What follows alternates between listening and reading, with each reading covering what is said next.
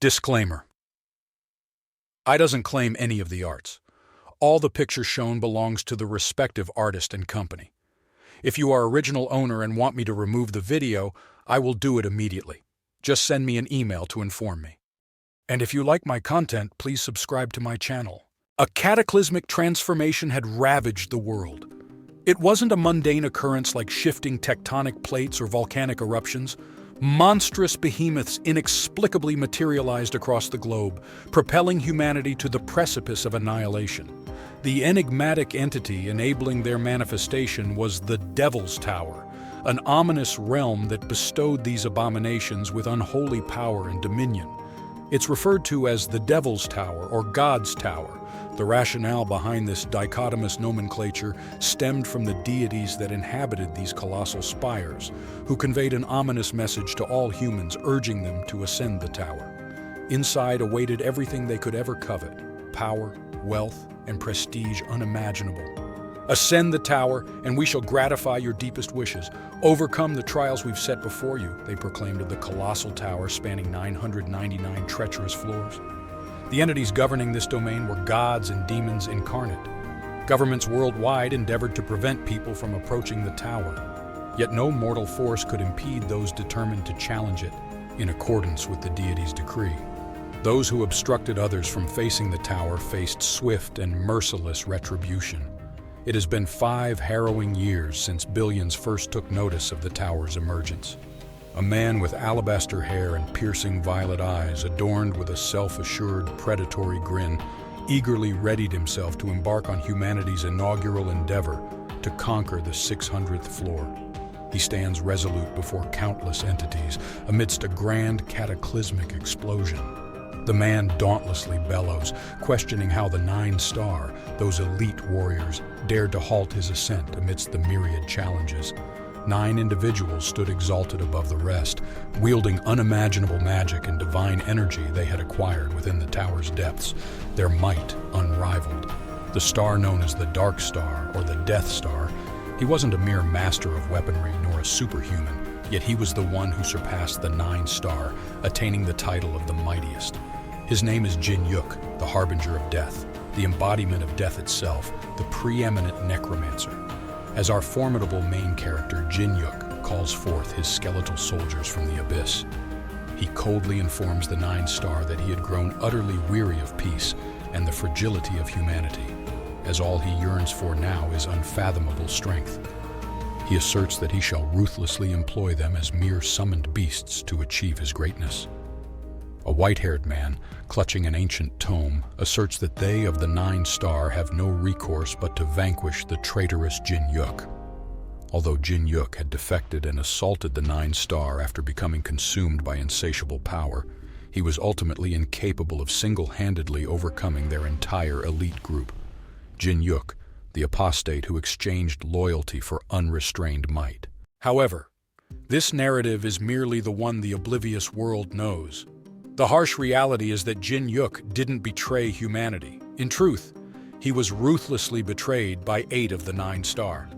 This searing verity remains concealed from the world.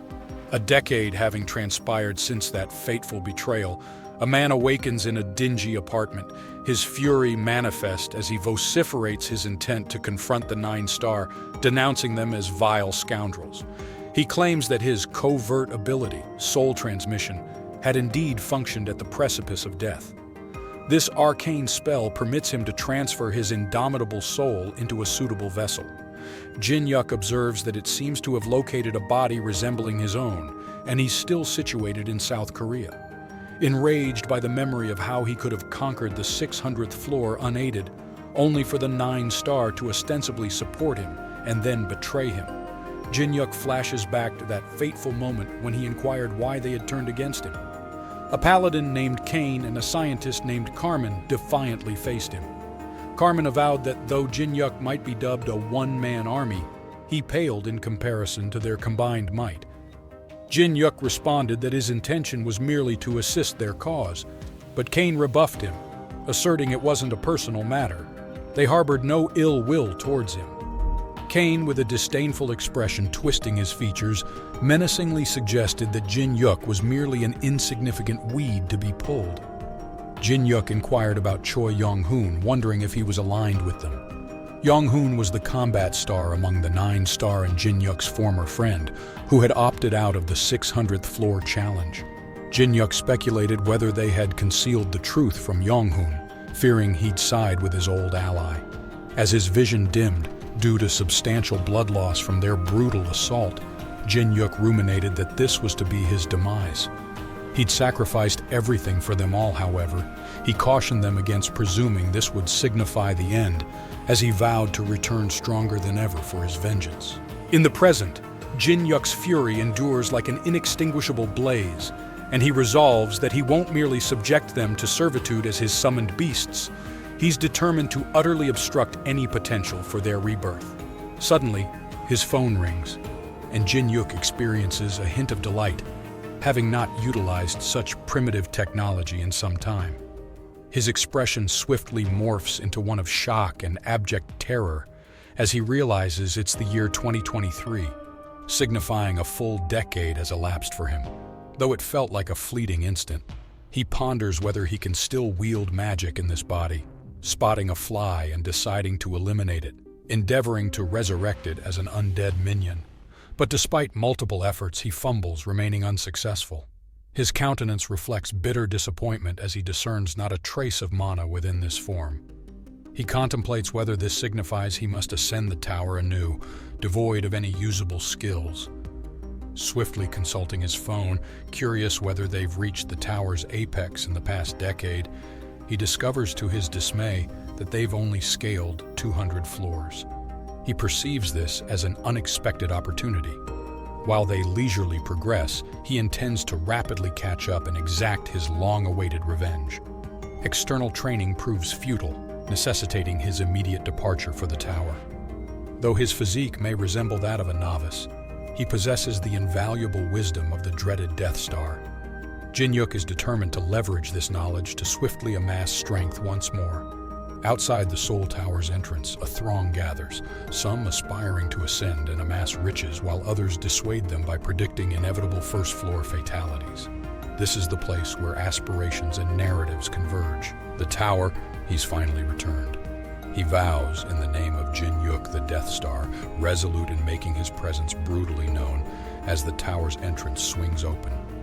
A frenzied rush of entrants ensues, and in the midst of this chaos, our formidable MC strides forward, confidently announcing the commencement of his long-awaited retribution. Upon breaching the tower's threshold, Jin-hook found himself whisked away to the tutorial realm, a crucible where time held no sway. Reflecting on the eons that had slipped by, he realized a decade and a half had elapsed since his last sojourn within these hallowed walls. He noted that this domain offered a level of adversity unparalleled, an arduous gauntlet replete with insidious snares that demanded days of unwavering perseverance to conquer, spanning a decadent array of 10 floors, each more formidable than the last. A shimmering apparition materialized before him, presenting an audacious challenge. Navigate the treacherous labyrinth of traps to reach the elusive destination, for any wound sustained could only be mended upon arrival or retreat to the point of embarkation.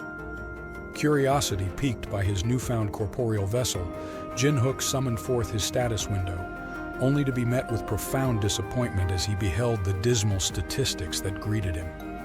Observing the unfamiliar traits of gluttony and manner that now graced his being, he pondered whether such qualities and physical talents varied amongst the myriad souls that traversed this realm.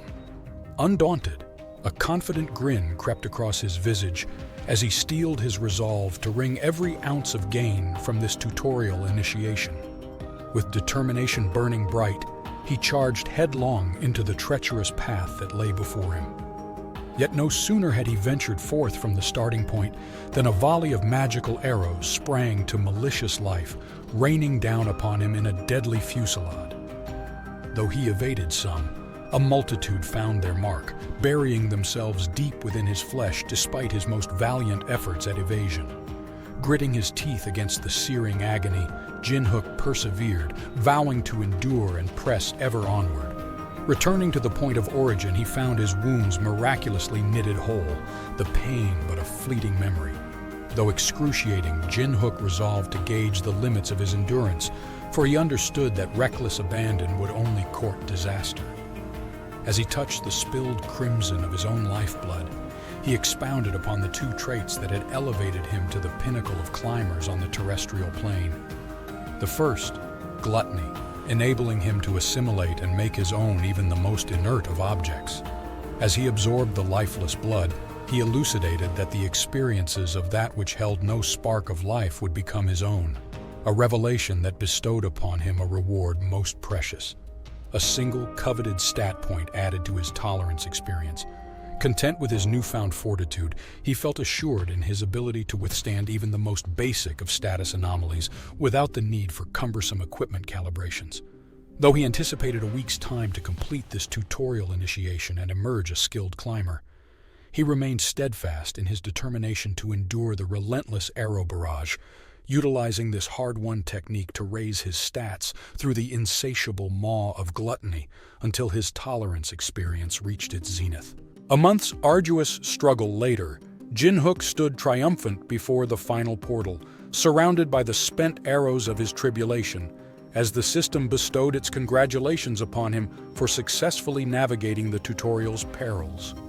A sigh of relief escaped his lips, tinged with acknowledgement of the prolonged duration wrought by his frequent forays and retreats.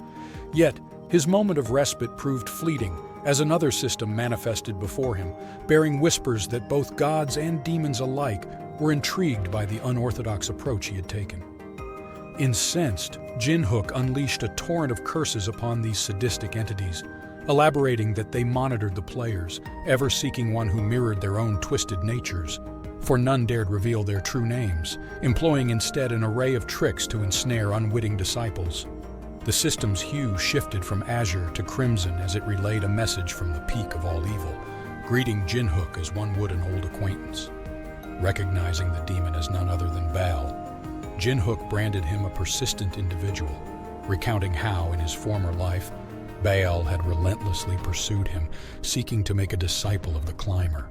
It was Baal, he recalled, who had enabled him to obtain the gift of soul transmission, a boon that now drew the covetous gazes of gods and demons alike. Venting his fury at Baal for attracting such unwanted attention as a multitude of entities expressed their curiosity, Jin-hook demanded they quiet their clamor, branding them all as vexing nuisances.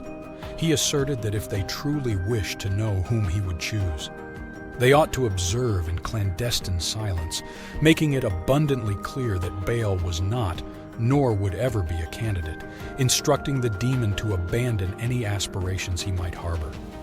Turning his attention to the rewards gleaned from the tutorial stage, Jin-hook noted with satisfaction the acquisition of tolerance for blood loss, pain, unconsciousness, and penetration, as well as the ability to endure even the most grievous of afflictions.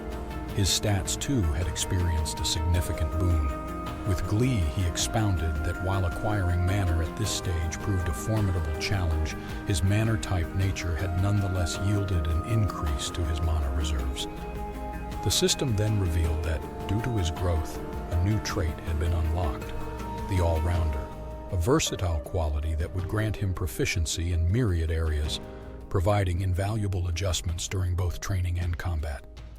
This revelation filled Jin-hook with immense excitement, for it might well prove the key that would facilitate his quest for the coveted title of All-Master.